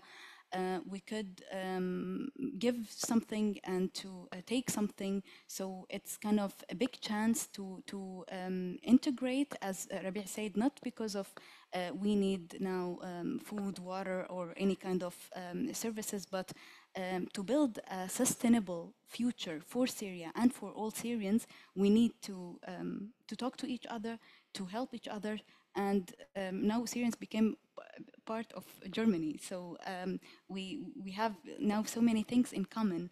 We have, I think, 1 million Syrians now who are speaking German as a first or second language. So I think we could reproduce so many sustainable, democratic understanding, pluralistic understanding, like between Europe and Syria. And that's what I just wanted to add. Which is probably also very difficult in the atmosphere that you mentioned, which is the rise of right wing and the democratic backsliding in general in Europe. Okay, would you like to add anything? Yeah, I mean, just like since we are speaking about like transformation, I think also like because other colleague commented about like transitional justice, this was one also the biggest opportunity that the current authority is like missing, because like we have many experience, like we have many lessons learned from what happened in South Africa, in Bosnia, in others. So instead of like trying also to like build something or like transfer, like doing a transition between what happened in Assad regime, again there was like a missed opportunity. Like they tried also again to tell people that they arrested some war criminals. So far, we don't know who decided, who gave the order to arrest them, based on which kind of evidence. And we, all of us, maybe part of us know that the judiciary system in Syria, the courts, the code, like the Syrian law, there is no zero mention about such like war crimes or crimes against humanity. So what the government's speaking about, like accountability, we don't know what kind of accountability they speak about it. They arrest people mostly because they are Alawite or from other like, like other like minority groups. We don't know like the standards. And also they're trying to always like present the help from outside as like external intervention, although we know that there was a lot of mechanisms like the IIIM, which is, they have like the mandate to investigate about war crimes against and crimes against humanity and genocide. We have the Commission of Inquiry.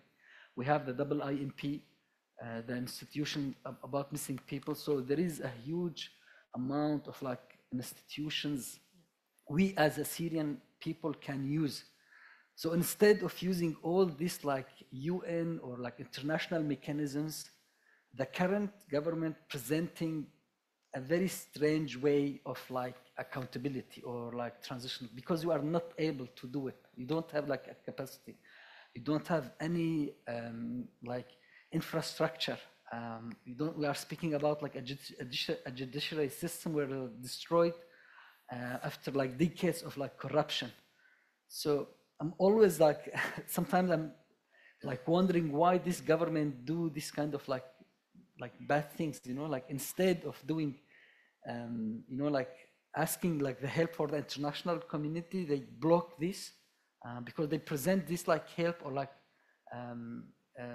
assistance by like the UN or other mechanism as an external or like foreign intervention, which is, I think it will be also another missed opportunity if they will not take a real decision to have a real like transitional justice and inclusive accountability, truth-telling, telling the people what happened, you know, why we are here. So I'm just like, I'm not really optimistic, but I wish I could have some like hope, but also I think it will be another missed opportunity if they really will not adopt any transitional justice. So it's interesting because you both have a different critique. So your critique was of the intervention of non-governmental organizations and the NGOs turning people into service recipients and basically, you know, what they call it, it's not customers, what's the word that's being used for beneficiaries, right? So beneficiaries of services, and you're saying actually we need a bit more of an outside help, an outsider look, maybe through the UN, not necessarily NGOs, but at least, you know, different bodies that are much more you know, knowledge, let's say, that have the experience or that have these expertise. Yeah, because most of us, like, we followed the Syrian crisis, right? Or there was a lot of preparation outside of Syria. So the Commission of Inquiry established in August 2011. I see. They collected dozens of thousands of like evidence. The IIIM was created to prosecute like the war crimes and the crimes against humanity. The IIMP. There was already a lot of preparation. Was happening outside of Syria. And we are not speaking about like NGOs. Okay. We can maybe say, okay, we have a problem with this, like how they react, but we already have, there was a lot of like work on the transitional justice. Maybe thousands of like workshops or training happened. So I'm just like sometimes like wondering that why this current authority, they only use this transitional justice and a slogan. Why are you preventing those like Syrian people who learned outside to come back to, I'm not saying like preventing, but not allowing or not creating a real transitional period, like you are in somehow preventing people to involve in the future of their country. Or not dialoguing, not inviting people that have actually done this work outside. Yeah, thank you for clarifying that. Wajiha, would you like to comment? I think we don't see you anymore because of the bad connection, but hopefully you still hear us. إيه. نعم عم بسمعكم. اضطريت إني بعتذر أطفي الكاميرا بسبب قطع التيار الكهربائي. Yes, we thought so.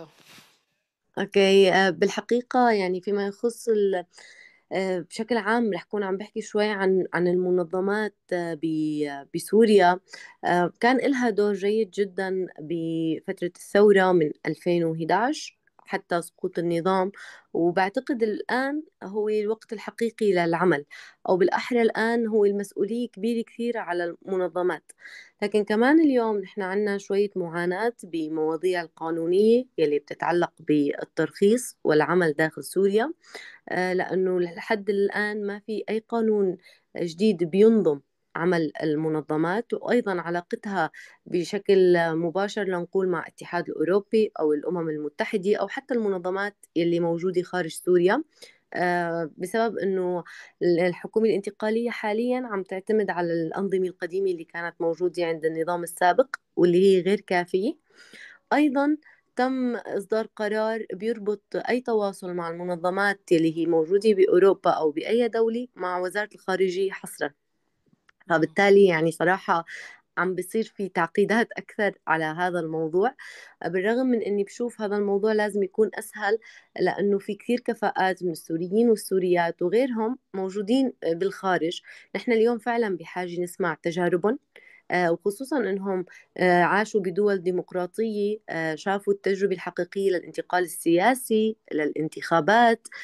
فنحن بالحقيقة كثير بحاجة أنه نسمع منهم، نشتغل نحن ومعهم بشكل مباشر بدون أي تعقيدات على هذا العمل، لأنه دورهم اليوم كمان أيضا ضروري، وخصوصا كمان بنقل هاي الخبرات للمنظمات المحلية. لأنه سابقا نحن كنا كثير عم نعاني من نظام الأسد، أغلبنا كان علينا منع السفر خارج سوريا، إضافة للملاحقات الأمنية، فكانت حتى المعلومات أو التعلم بصعوبة نقدر نحصل عليه بسبب الضغوطات الأمنية. واليوم أخشى انه رح يكون علينا ضغوطات، لقول مبدئيا رح اقول ضغوطات قانونيه، لكن يعني هي ايضا تصعب علينا العمل بالفتره الحاليه. فلذلك بشوف كثير مهم التشبيك، التواصل، وايضا وجود هي المنظمات لو على سبيل المراقبه والمتابعه لمنظمات المحليه بالداخل.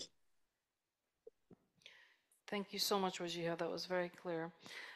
So we only have about 5 minutes left before we open it for the Q&A. So I want to end with a question about what is needed for an inclusive future for Syria, just to try to get us thinking a little bit ahead. And I think, I mean, it's obvious that you're raising some alarms about what is happening, right? So Wajiha mentioned the possibility of a civil war, that she's afraid of that. You've mentioned, you know, the possibility of expanding infighting between different Syrian groups, etc. So I think you're all really putting us in a very realistic moment, right, and asking us to reflect much more realistically on the situation. We've discussed several things like the, you know, the politicization of sectarian identities, etc. But I'm wondering, do you have anything to mention about, you know, what is something concrete, which is very difficult, I guess, at this moment, but maybe from your organizations, that is definitely needed to build an inclusive Syria? So maybe we start with Leila and then we go around. I think I would like to also give a little comment on what Wajiha already said, that networking between the Syrian diaspora from the outside with Syrians inside is one of like really most of the essential foundations that should be taking place in Syria and outside Syria, because there were also a little more critique on the we had constitutional committee before while the Assad regime was on power, and they sent so many critique on the current constitutional committee that is actually transitional, that why aren't they included into that topic, because we do have so many papers, we do have so many work, and in the last 10 years, okay, the Syrian opposition was fragile from the structure, but there were so many papers and also lessons from other countries around the world that has been in post-conflict eras, and that what have they learned from their own narratives, and how we could reuse and reproduce that in Syria and learn from it. So I think to include Syrians and experts outside Syria that are attending to be like not in the same ideological color as the current government is it makes actually the foundation of trying to reaching peace, because without holding war criminals accountable, we cannot hope anyway on peace in Syria. And I think it is much more important than before, because we do have so many lawyers and experts like Jumana Saif and Anwar al-Bunni that have worked here in Germany and held Assad regime supporters and lawyers in Germany for the court in Koblenz, and they do have so many documentation, they do have this expertise, they have this experience and resources. Why blocking them from getting inside the whole process in Syria? So I think to use and benefit from these people's, individuals, institutions is much more important than before. Okay, very clear. Thank you so much. So in a minute or less, please. Yeah, I think like they can really make like the process inclusive by including people. Like I remember when there was like a committee created to write a constitutional declaration. In the same day that they announced the name of this committee, a copy of like constitutional declaration, a shorter copy was also leaked. So technically there was like a fake committee to write something was already done. Although it was not inclusive, but also there was like a copy, the shorter copy like that. So I think one of the like tool could be a UN Security Council resolution. I think maybe based on the core of the 2254. For me, I'm just like speaking on behalf of myself, maybe other colleagues have different, but I think now it's very clear that this government will not lead us to any democratic, and there is no democratic transition in Syria now. We have kind of like transition, it's not democratic, it's not inclusive at all. There is no representation of women, Kurd people. So maybe like a UN Security Council resolution which facilitates this negotiation between government and Syrian people could be one of the solutions. We are part of the system. We are part of the UN system. I know we have a lot of, like feedback, comments, concern about that, but it was part of the Syrian like solution through these past years. Maybe other colleagues have like different opinions, but this is come on my mind. Thank you so much. Wajiha?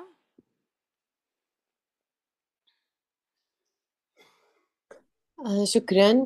بالحقيقة كمان ضم صوتي لصوت الأستاذ بفكرة أنه كثير ضروري حاليا تطبيق القرار 2254 لضرورته، لأنه بالحقيقة حاليا يعني الحكومة إذا هي ما عندها أي نوايا بأنها تغير أي آلية من آليات عملها، فنحن بالتأكيد راح نكون عم ناخد سوريا على مطرح خطير جدا من حروب أهلية وطائفية، وأما تقسيم للبلاد، وهذا المشروع جدا خطير بالوقت الحالي، وللأسف في دعاة كثار لهذا الموضوع لتوقيف حالة القتل والمجازر يلي عم بتصير. وحتى أنا شخصيا يعني عندي تخوف كثير كبير اليوم إنه الحكومة الحالية تتمسك بالسلطة مثل ما كان قبلها بشار الأسد، وبالتالي هي رح ترجع تعمل حرب من أول وجديد بسوريا. فنحن فعلا بدنا القرار الدولي يتطبق لنضمن يكون في مشاركة حقيقية، لنضمن يكون في دستور حقيقي، لأنه ما في حاليا أي ضمانات لبناء الدستور الدائم لسوريا أنه يكون دستور ديمقراطي، دستور بيضمن حقوق كل أطياف الشعب السوري. وأيضا سلوكيات هاي الحكومة مثل ما كنا عم نحكي عنها أيضا ما بتعطينا أي بوادر لحكومة بدها تشتغل بشكل صحيح أو تتجه للبناء صحيح. بالتأكيد يعني دائما عم ناخذ بعين الاعتبار إنه ما فيهم يسقطوا تجربة إدلب على سوريا بشكل عام، ما عندهم الخبرات الكافية، لكن كان بإمكانهم إنه يشاركوا مع جميع الشعب السوري، السوريين بالخارج بخارج سوريا والسوريين بالداخل، لحتى نبني سوريا صح. لكن محاولتهم لفرض الهيمنة من جهتهم فقط، محاولتهم للسيطرة على كل المفاصل الأساسية من قبلهم فقط، فهي دلالات واضحة هني كيف عم بيفكروا وشو الأسلوب يلي هني بدهم يشتغلوا فيه. فلذلك فعلا نحن برجع بأكد القرارات الأممية ممكن هي تكون الخلاص والحل الوحيد للشعب السوري بالوقت الحالي. شكرا وجيها. Okay, and last but not least, I disagree. You disagree. So the last, so try, I'll give you a minute. Yeah. No, I mean,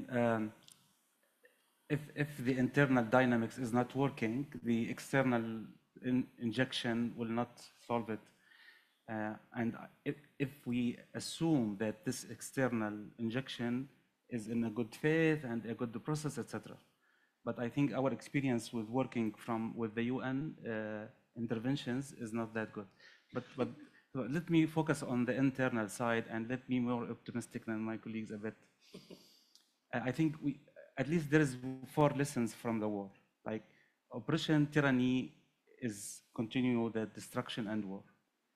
Extremism is not working. This is the 14 years of our experience. The conflict economies and neoliberal policies that increase inequalities is increasing the instability and conflict. And the dependency on external actors will not make stability, and it didn't protect Assad, for instance. So if we don't reach that point, that we learn the lessons from the war, for the authorities and for the people, we will continue the conflict. This is as simple as that. So I think this is the starting point. The minimum that I hope that we keep the space inside Syria, like keep the space to work from political point of view, economic point of view, and civic point of view. Let's have the space at least to increase our common understanding and increase the pressure on any authority. This is my minimal hope. Now, if we want to increase it a bit, I hope that the authorities transcend, that you can't control the country with a minor understanding of how to deal with religion or how to deal with politics or how to deal with economy. What we see it in the first few months, that you lose a lot of social support because of your minor way of understanding the society, the political dynamics, and the future. Transcending is still a hope for me that it could happen. I know this need a lot of pressure. There is a lot of occupying these spaces within the country inside Syria, and I hope this could influence and affect the way that the current authority behave. Thank you so much. Okay, so thank you all. Let's open for questions now. So what I will do, please raise your hands. We will take 3 questions at a time and then give it to our speakers. So maybe we start right here. In English? Okay. Thank you so much for this presentation. Actually, my name is Hedy Sequence. I'm a member of the City Council for the Green Party in Vienna, and I actually just returned from Syria today. It was my 4th trip since 2018, and I went to Damascus, Homs, Aleppo, Idlib, Raqqa, and Kamishlo. And actually what I saw and heard was rather worrying than giving me hope. And I would like to give just 3 examples before I pose my question. Before, when you went to Syria, there were checkpoints with the military. Now there's no more military, no more police. You have young masked men with big guns checking people. So this was kind of worrying. And I saw a kind of poverty and a hunger that I didn't even see right after the end of the war. I mean, in Damascus, 3 people were squashed to death when food was handed out for free.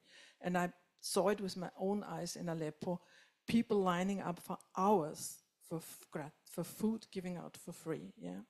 So my question is, what are your information about the massacres among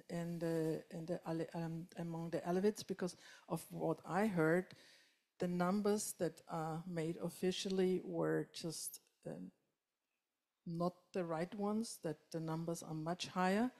You couldn't access Latakia when I was there, it was closed off. So I would like to, if you have more information about that and the agreement with the Kurdish people. The women are very upset in the Kurdish areas because they were not part of it, and I'm not quite sure, and I would like to hear your opinion if it is really a good deal for the Kurdish people. Thank you very much, very clear. Let's have a couple more questions. So we'll take the 2 right here. Yeah, so we have next to each other. أسعد الله مساءكم جميعا أخوتي المحاضرين أخوتي الحضور. طبعا يطيب لنا في هذه اللحظات أن نتذكر جميعا هذه الحرب المدمرة التي استمرت على الشعب السوري 14 عام. والأمم المتحدة والعالم كله وقف جانبا ولم يأبه في كثير من الأحيان للمقتلة السورية. بحمد الله بعد 14 عام و60 عام من الحكم البعثي والحكم الأسدي استطاعت سوريا أن تنال استقلالها، وهذا شيء عظيم جدا ويفرح الجميع بما أننا سوريين عانينا جميعا من آبائنا ونحن وأبنائنا في هذه الظروف الصعبة التي مرت علينا. تحقق النصر وتحررت سوريا وهرب النظام. الآن العالم كله يقف سوريا تحت خط الصفر ب100 درجة. إذا أردنا أن نقوم بإقامة دولة والوضع بيد الحكومة والدولة في الطريق الصحيح، يجب أن يكون هناك تعاون دولي. ما حدث في الساحل يندى له الجبين طبعا. كل سوري يقتل هو خسارة لنا، ما قتل في السابق وما قتل لاحقا. عندما دخلت هيئة تحرير الشام الكل يعلم بأن قائد هيئة تحرير الشام الرئيس الحالي أحمد الشرع قال للجميع اذهبوا أنتم الطلقاء. لكن بدأت الحرب أو الاقتتال في الساحل بعد أن قامت فلول النظام بقتل أكثر من 320 عنصر من الهيئة وموثقين، والشعب هنا محتقن بشكل كبير. لا أدافع أنا عن السلطة، بل أنا كسوري أطلب من الله عز وجل أن يتوقف هذا الاقتتال بشكل كامل.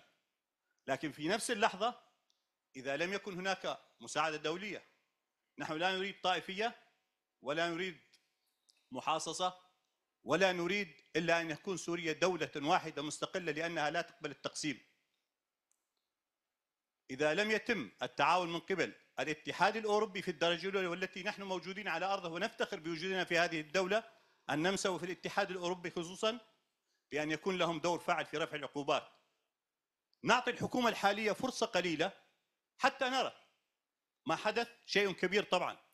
نحن لا نرضى بأن يكون الحكم بالوجه الواحد. أعتذر عن مقاطعتك.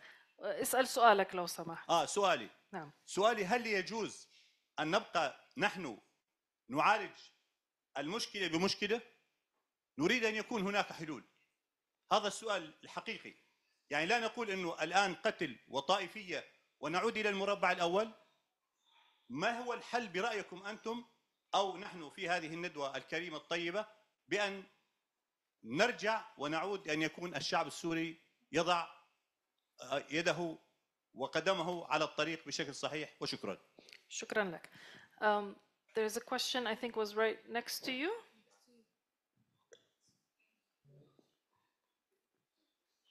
So please keep it brief if you can. Right. As my father said, what is the next step?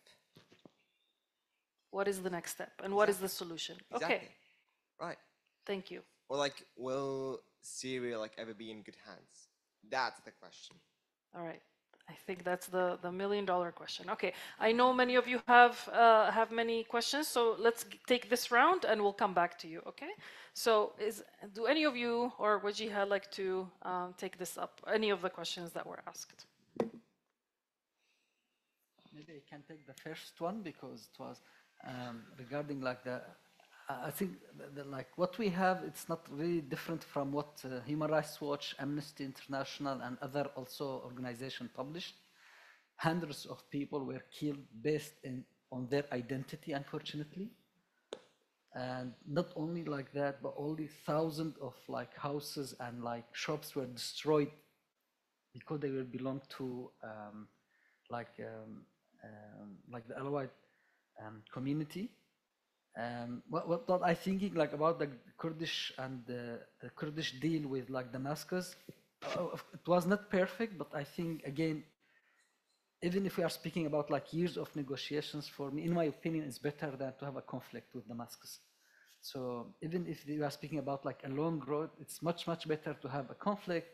You know, like after the fall of Assad, the SNA pushed by Turkey tried to occupy the Shrin Dam, and there was a lot of attacks.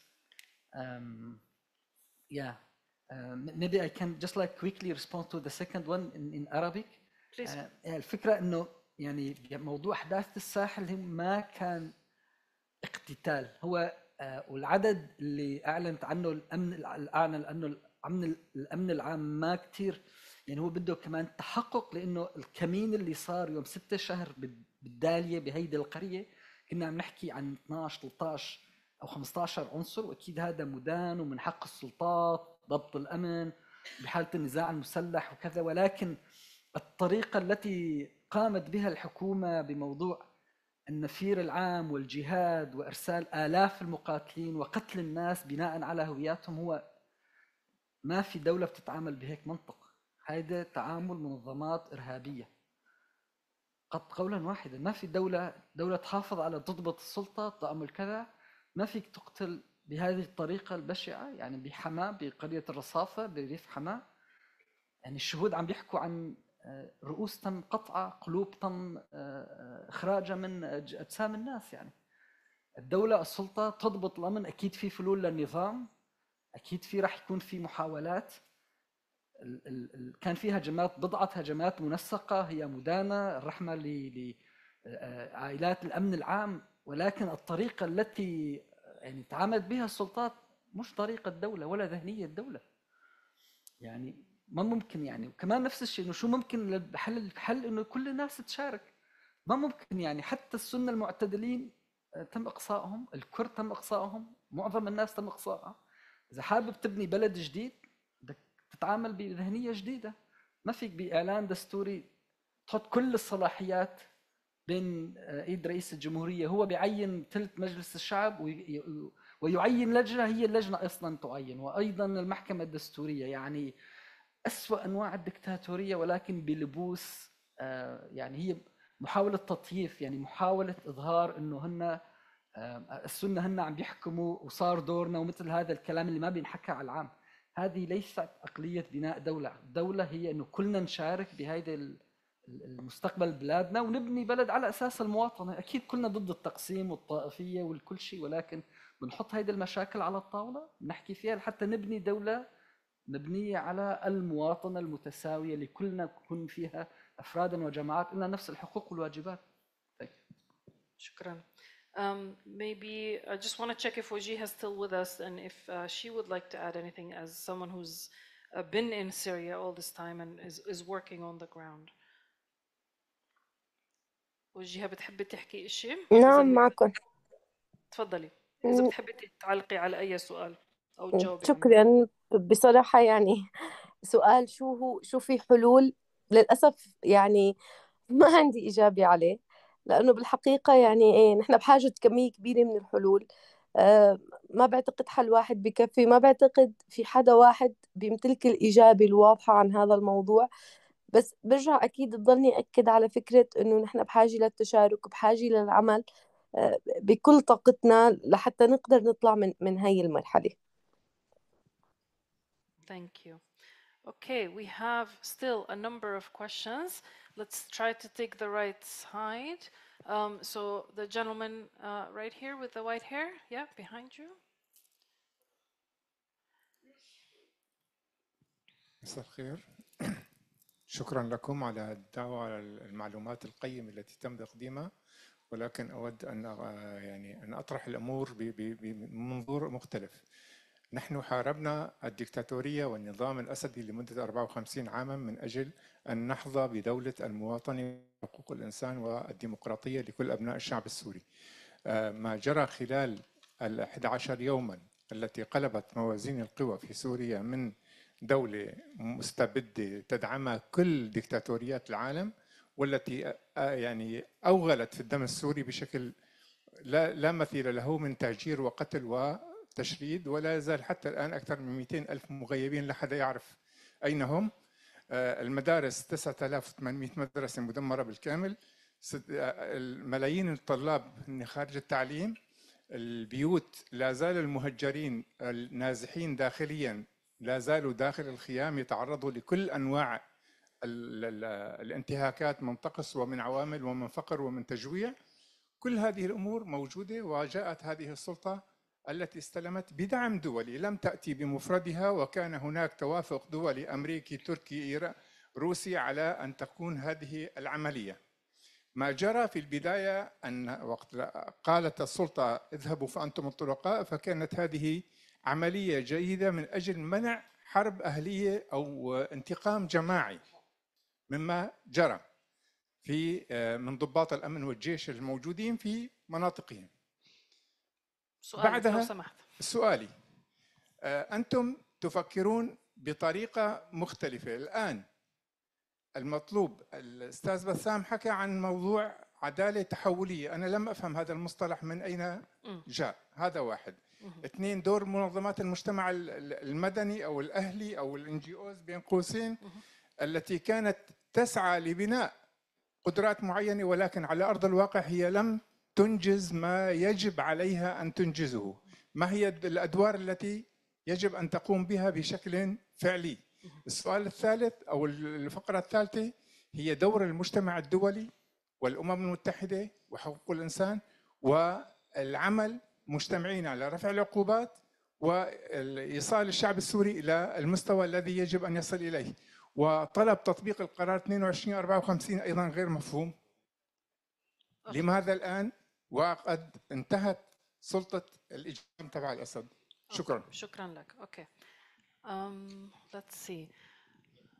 Okay. Let's take you. Yes. تفضل.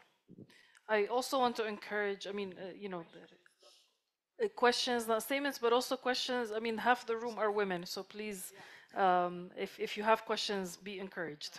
يعني سامعيني؟ تفضل. لا أنا كنت عايش بسوريا لفترة طويلة ورجعت، يعني طلعت منها لفترة معينة، يعني عاصرت كل الأحداث اللي صارت بسوريا، وأنا دكتور جامعة بسوريا. هلا بدي بس أسأل يعني اتجاه الحديث اللي كان بالورشة العمل الوركشوب اللي عملتوه هلا، هو يعني تقريبا على 3 نقاط، يعني على أحداث الساحل، على حقوق الأقليات وأنهم الأكراد، يعني حرفيا حكى، وبعض الأقليات الأخرى. يعني واضح من اللهجة اللي أنا سمعتها من الأخت مثلا اللي فوق أنها بتمثل أقلية معينة، ما بدي أحكي هلا، هاي واضح منها يعني اللي بسوريا. بس بدي أقولها شغلة، يعني مجرد أنها من سوريا وعم تحكي بهالطريقة هي معناته ديمقراطية، نوع من أنواع الديمقراطية. مجرد من يومين واحدة بهدلت المحافظ السويدة، صح ولا لا؟ ونص قاعة مكتبه، هذا صار بداية ديمقراطية. نحن شعوب بعدنا ما دخلنا موضوع الديمقراطية. إذا بنشوف تاريخ الثورات بالعالم، نشوف الثورة الفرنسية استمرت فترات طويلة وقتلت أبنائها. الشاعر روبسبير الفرنسي العظيم اللي هو شاعر الثورة الفرنسية أعدم من قبل الثوار.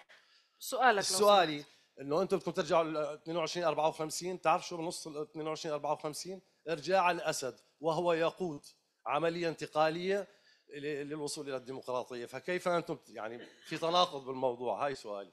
أوكي. شكرا لك. والسؤال الثاني عفوا، بس إنه الدول كلها ما في شيء اسمه أقليات، ولا بأوروبا ولا كل العالم ممنوع الحكي على الأقليات. هون ألمان كلياتنا أو نمساويين أو فرنسيين، فأي أنتم تطالبون يعني بموضوع حماية أقليات وإعطاء لهذه الأقليات بناء على أساس ديني أو إلى آخره؟ يعني أوكي. شغلة شوي بس هيك. شكرا للتعليق والسؤال. تفضل هون right here. لا الشيرت الأبيض. الشيرت الأبيض. أيوة تفضل. يس يو جو ahead. هلا أنا بس بدي أحكي شغلتين بصراحة، أو بالأحرى سؤالين. سؤالين. أول شيء عن اللي حكاه الأستاذ ربيع عن موضوع الهوية والطريقة اللي عم يصير فيها طرح الهوية من قبل الدولة بموضوع الخطاب اللي عم يصير طائفي نوعا ما. الفكرة هون إنه وين دور المجتمع المدني أو التغريبة السورية إذا بدنا نسميها، إنه من 8/12 لحد اليوم لا الدولة عطت أي جهة إعلام واضحة، ولا طلع من عنا أي جهة إعلام واضحة، إن كان من المعارضة ولا من أي يعني. وأنا عم أحكي تحديدا عن شيء يوصل فعلا لعامة الشعب اللي بالبلد، اللي ما عم تلاقي محل تاخذ منه مو بس حتى أخبار، معلومات واضحة يعني، باستثناء بشر نجار ما في حدا، كل العامة بتعرفه.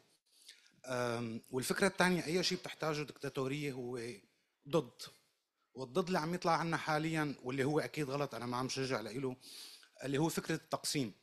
بس بالسردية السورية فكرة التقسيم مربوطة بالخريطة اللي جابها الانتداب الفرنسي، واللي هي دولة لطائفة ودولة لطائفة، بس نظام الحكم ما عنه بهي السذاجة انه يكون التقسيم بناء على دولة. في كتير نظم مثل بالامارات مثل بسويسرا بتكون الدول مقسمة ما بمعنى التقسيم بهي الطريقة، فأتوقع كمان كمنظمات أو كنشطاء من أيام الثورة لحد اليوم واجب علينا نوضح هي التفاصيل للناس. بس كيف بدها تلتقى معنا الطرق؟ المنظمات اللي انعملت خلال سنين الثورة خصوصا برا حاليا هو الصوت بعد كل سنين الشغل. شكرا لك. One last question, because we don't have the person all the way in the back who's standing up. Thank you. Sorry, we don't have time for a third round, but there will be opportunity to speak أنا with the سؤالي speaker. قبل السؤال تعليق بسيط الأستاذ الجامعي. شو المشكلة بخصوص الأقليات في سوريا؟ أنا ككردي عشت 70 سنة في سوريا، أجدادي مكتوب على هويتهم عربي سوري، ولكن أنا لست عربي سوري. حاليا هذه الهوية يجب أن أرميها في الزبالة، الهوية السورية مكتوب عربي سوري، أنا لست عربي سوري، أنا كردي، عندي تاريخ، عندي ثقافة.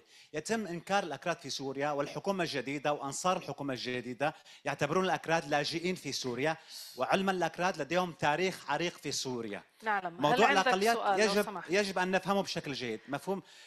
سؤالي هو كالتالي، كتعقيب على الأستاذ جامعي. سؤالي كالتالي: لماذا يتم رفض اللامركزية في سوريا، علما أغلبية السوريين الذين يرفضون مبدأ اللامركزية في سوريا يعيشون في أوروبا في نظام ديمقراطي فدرالي لا مركزي ويتنعمون بديمقراطية هذه البلدان؟ السؤال كالتالي: لماذا يتم رفض النظام اللامركزي في سوريا ويتم ربط هذا الموضوع بالأكراد أو بالأقليات على أساس أنه بعبع الأقليات في سوريا؟ وضح سؤالك. شكرا جزيلا. كيف؟ ناخذ دور. اوكي. شكرا للأسئلة. خلينا نعطي مجال للأجوبة. Let's give some space for answers. Please take a round. We have 5 minutes left, so if you can keep your answers to a minute. We start with Rabia. Go ahead. أنا بدي أرجع على تفاؤلي. هلا كل اللي حكيناه كان عن الساحل وعن الأقليات، لكن ما سمعتنا. لا، ما سمعتنا أبدا، لأنه حكينا إذا بتذكروا على الجيوبوليتكس تبع المنطقة، على الاستبداد السياسي وخطورة إعادة تشكيل الاستبداد، حكينا على الاقتصاد والتفاوت، وحكينا على البيروقراطية السورية، وحكينا على المساحات اللي لازم تنفتح بالداخل، وحكينا على اللاجئين. هيك تفكير سريع. بس بدي أرجع مشان ما تاخذنا العصبية على نفس المحل، لأنه نحن بدنا نبطل نناقش شو المشكلة اللي عم نحكي عليها. نحن الأخ طلب شو الحل. نحن اللي عم نقوله إنه هذه الثورة شو عنوانها؟ إسقاط الطغيان. بعد كلمة إسقاط الطغيان، لماذا تمنع كلمة الديمقراطية بالسلطة الجديدة؟ ليش في منع لتشكيل الأحزاب؟ ليش النشاط السياسي ممنوع؟ ليش ما بدك تفتح الفضاء الداخلي للنقاش السياسي اللي بيخلي يحل لنا أغلب القضايا اللي عم نحكي فيها؟ أنا بحكي بالعربي صرت. سعد. أوكي. تمام. فالقضية الرئيسية اللي عم نحكي عليها فتح المساحة بداخل البلاد لنقاش على القضايا. الاستبداد السياسي سيقود إلى دمار. هذا الدمار مرة اسمه تقسيم، مرة اسمه احتلال خارجي، مرة اسمه اقتتال، رح نلاقي له كل الأشكال الممكنة بالحياة. لكن الرجائي إنه نحن ما نقع بنفس المشكلة اللي بلشت فكرة التدهور والانهيار اللي وصلنا لهون. هلا شو المخرج؟ أنا بس عم أقول كلمة واحدة: خلينا نفتح هاي المساحة مثل المساحة اللي هون دائما داخل البلد على مشاركة. لا يمكن بناء البلد بمساعدات خارجية، ولن تقود رفع العقوبات لبناء البلد. كل سوري لازم يكون عم يشارك. لمنه نشارك كلياتنا بدنا ثقة بالمؤسسات العامة. المؤسسات العامة لازم تكون موثوقة. لو في وزارة العدل بلشت بديسمبر وجابت، ما بدنا ولا خبير دولي مع كل احترامي لرأيك بسام، لو جابت المراكز السورية والمتدربين السوريين اللي اشتغلوا على حقوق الإنسان وبلشوا عملية إعداد للعدالة الانتقالية، نحن كنا اليوم بضغط أقل بمراحل هائلة جدا. لو اليوم أي وزارة عم نحكي على الفقر، لو أي وزارة بالتنمية اجت قالت نحن ما جايين نخصص لفلان وفلان وفلان الشركات الخاصة نفتح الحدود لنضرب الصناعة والزراعة الداخلية، تعالوا نبني inclusive approach لdevelopment strategy للمستقبل، كان الاحتقان أقل. بس انا عم بقول لسه نحن ببدايه الطريق، ولسه في فرصه تنفتح البلد، مو لانه في اقليه ولا اكثريه ولا في هويات. اذا بنيجي بناخذ هذا الخطاب اللي انا برايي طرح من قبل كل واحد له مصلحه يقلص الاستبداد ويعملوا استبداد صغير لما تصير البلد مقسمه حتى لو لم تقسم. اللاجئين انا برايي نحن لانه ما في نشاط سياسي برا، نحن المعارضه فشلت ان تبني حوار سياسي خارج البلاد، ولسه الفرصه موجوده انه هي ال7 ملايين الموجودين برا يعملوا حراك سياسي برا وجوا، لانه يكون في توازن ولنشارك باعاده بناء البلد ديمقراطيا. شكرا. Let me give the word to وجيهة. وجيهة لو سمحتي بتحبي تعلقي على أي سؤال؟ Would you اي like to تمام، answer any question? شكرا Please. لك. أول شيء بدي أتوجه بالشكر للأستاذ يلي أشار لي من أحد الحضور. إيه صحيح أني من السويدة، لكن بالحقيقة أني ما عم مثل طائفة معينة مثل ما حضرتك ذكرت. لا، أني موجودة معكم اليوم لأني ناشطة مدنية وحقوقية وسورية مش لأني عم مثل أي طائفة نهائيا. وبأكد لك إنه نحن لما نكون عم نحكي مثل ما حكينا بال 2011، اليوم نحن عم نحكي مثل ما حكينا لما سقط أول شهيد بالثورة، اليوم عم نحكي لما يكون في ناس عم تموت بريئة وما إلها ذنب، مش لأنه في سبب طائفي أو خلفية طائفية وراء هذا الموضوع. لا بالعكس، نحن اليوم بشوف بسوريا ما بيهمنا دين رئيس الجمهورية أو الحكومة اللي موجودة بقدر ما مهم كيف هي عم تشتغل، شو الكفاءات اللي موجودة. وكمان أيضا بالتعليق على السيدة اللي بهدلت محافظ السويداء، هذا الشيء لا، ما ديمقراطية، وما ديمقراطية، وشخصيا برفضه لأنه ما كان أسلوب حوار. وأيضا يعني وجهت لها هذا الكلام. نحن اليوم إذا بدنا نكون عم نبني دولة، ما بروح ببهدل محافظ أو رئيس جمهورية، لا، أنا بدي يكون عم ببني خطاب جيد معهم، ما بكون عم بتوجه بكلمات طائفية. فخلونا نحن بس لما نكون عم نحاول نعطي أي معلومات أو عم نحاول نشارك بأي حوار، ما نبني عليه بناء على خلفيات بعضنا، لأنه مش دائما بيكون هذا الشيء دقيق. لا، نحن كلنا سوريين وكلنا رافضين للتقسيم، كلنا رافضين لأي نوع من أنواع الكراهية اللي عم تتعرض له أي طائفة أو أي قومية بسوريا. ونحن اليوم بعد ثورة 14 سنة بأمس الحاجة لهذا الموضوع. وإن قلت أني الآن ممكن نكون عم شوف القرارات الدولية هي أحد الحلول، لكن هذا لا يعني أنه نحن بدنا يرجع بشار الأسد. يعني أنا شخصيا إذا رجع بختفي يا جماعة مطلوبي كانت للنظام الأسد. فعمليا نحن أكيد ما بدنا إياه، ولا يمكن بأي شكل من الأشكال نرجع نقبل بأي تلويح بآل الأسد بسوريا بالحكم، ولا بأي شكل. وبالعكس عم نطالب بمحاكمته والضغط على روسيا لتسليمه للمحاكم حتى يتم محاكمته على المجازر يلي عملها بكل أبناء الشعب السوري. لكن اليوم نحن بدنا حلول حقيقية. نحن اليوم ما عاد بدنا حدا يموت بسوريا بغض النظر عن طائفته أو قوميته. نحن بدنا الكل عم بيشارك، ما بدنا كونتونات طائفية، ما بدنا نقول هذا علوي أخذ منصب أو هذا درزي أو هذا سني. لا، ما مهم شو دينه أو طائفته أو قوميته، بقدر مهم إنه هو عم بيقدم، عم يشتغل.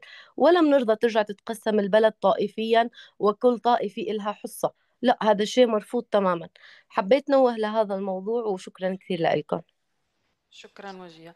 We are over time, so I will just ask you to be brief please in your answers. Go ahead. اوكي. يعني التعليقات سريعة جدا. يعني اكيد بمراحل العدالة الانتقالية في شيء اسمه له علاقة بتدابير العفو. هي التدابير يعني لا يمكن حدا اثناء معركة عسكرية شخص يقول اذهب وانتم الطلقاء. لا يحق لاي شخص يقول انتم اذهب انتم الطلقاء. في عدالة انتقالية، في عفو، في محاسبة، في ضحايا، هدول لازم يقرروا لهم دور. يعني هو الطريقة اللي تعامل فيها أحمد شرع أنه ما عاد في محاسبة، يروحوا رغم أنه كان يتم في اعتقالات. بعدين بعد أحداث الساحل بالكلمة تبعه قالت لا ما عاد فيه ورح نتعامل بيد من حديد. هذا مش منطق دولة، يعني مش منطق حدا حابب يبني دولة للجميع. مصطلح العدالة التحويلية أو يعني الانتقال التحويلي هو له علاقة بموضوع أنه نحن نضمن أنه ما نرجع للماضي. تحويلي بمعنى أنه نحن نتحول من مكان إلى مكان أفضل نستخدم هيدي الفترة أو نستفيد أو نستثمر بهذا الانتقال لحتى يصير في تحويلي ما نرجع لل 2011. بخصوص 22 54 هو الفكرة إنه على الأقل بالنسبة لي واضح إنه الحكومة الحالية غير راغبة أو غير قادرة على أنها تتحول بالبلد بهيك بلد متنوع إلى دولة ديمقراطية. ممكن أو لازم يكون في قرار مجلس أمن يبني على 22 54 قطعا لا ينص لا على عودة النظام ولا غير النظام، ويقدر يتحول بهذا البلد لبلد يكون فيه كلنا مواطنين، ومهمة أكيد المواطنة، ولكن أيضا المواطنة تتعامل بشكل رئيسي مع حقوق الأفراد. بس لما عم نحكي عن بلد متنوع عم نحكي عن حقوق أفراد وحقوق جماعات. أكيد المواطنة هي الهدف الأساسي والأسمى لنا، ولكن نحن ممكن كسوريين كلنا نقعد نشوف، نحط كل مشاكلنا على الطاولة، نشوف كيف فينا نتعامل مع إرث الماضي، مع الدكتاتورية، مع الانتهاكات، وين ممكن نحاسب، وين ممكن نعمل عفو، شو هي الحقيقة، مين نعمل كذا، وين المستقبل تبعنا. يعني هي مش في دروس كثير مستفادة في جنوب أفريقيا، في كثير دول في البوسنة. بنحاول بس هيك مع بعض شوي شوي لحتى ننتقل من هالبلاد من الشيء اللي صار لشيء أفضل. بس شكرا.